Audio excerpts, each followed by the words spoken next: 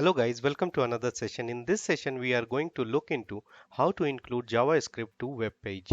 So let's jump into the Visual Studio Code. So we are into the Visual Studio Code, and the next step we are going to do is that we are going to include a file called index.html,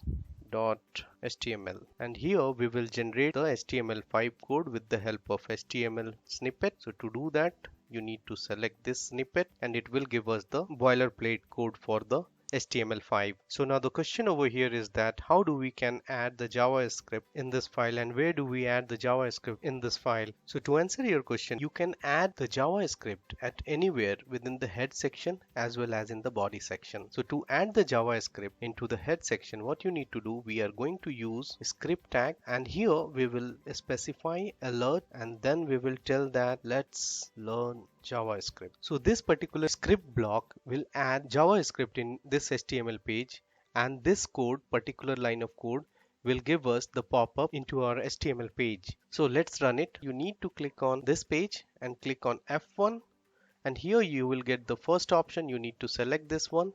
This will give us an option to open in browser or in Visual Studio. We are going to use open in browser, and the moment web page will open, it has given us this pop-up dialog box, and here it has given us the OK button. You need to click on this. So this is one of the way by which you can attach the JavaScript file into the HTML. So let's go back to the Visual Studio Code. So this is one of the way, but sometime what happened that it will give us the problem whenever we are attaching the JavaScript into the head, and it will create some problem while loading. So the better place, we can also keep this script at the end of the body tag, and it will do the same thing whatever it is doing right now. So if you will save it and if you will go again back to the HTML page to the browser, you will see that the same output. So see here.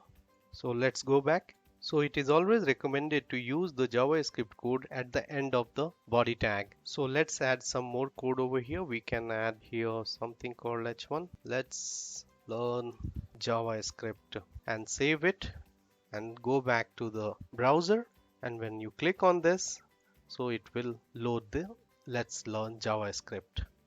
So now let's proceed further and let's look into some other way to attach the JavaScript file.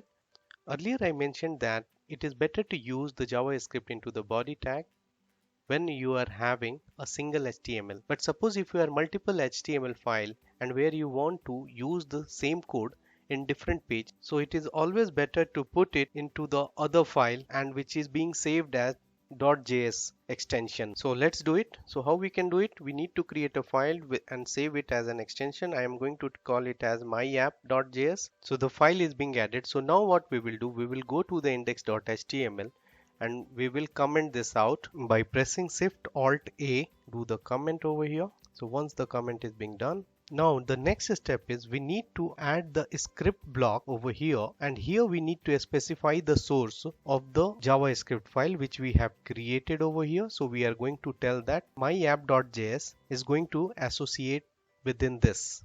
Now we attached myapp.js. Now we will go back to the myapp.js, and here we can add the same code which we have written earlier.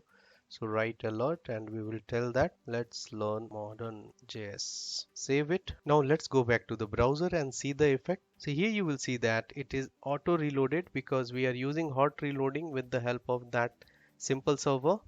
And now you will click on it, then you will find the same effect. Loaded the page. We are achieving this with the help of external JS file which we have attached into the HTML file. One thing you notice over here that we haven't used the script block over here because we have already mentioned tag over here, and here we have specified the source, which file is going to be the source for this particular script tag, so that it is being associated with this HTML. And from this session onwards, we are going to use the same method where we are having the HTML into the separate file and the JS into the separate file, and we are going to write all our JavaScript into this JS file, and which is being attached here with the help of this script file, and that is being attached into the end of the body tag. One thing I wanted to mention over here is that whenever we are writing any JavaScript statement, it should be ended with the semicolon. Without semicolon, your code will work, but sometime it will give us the problem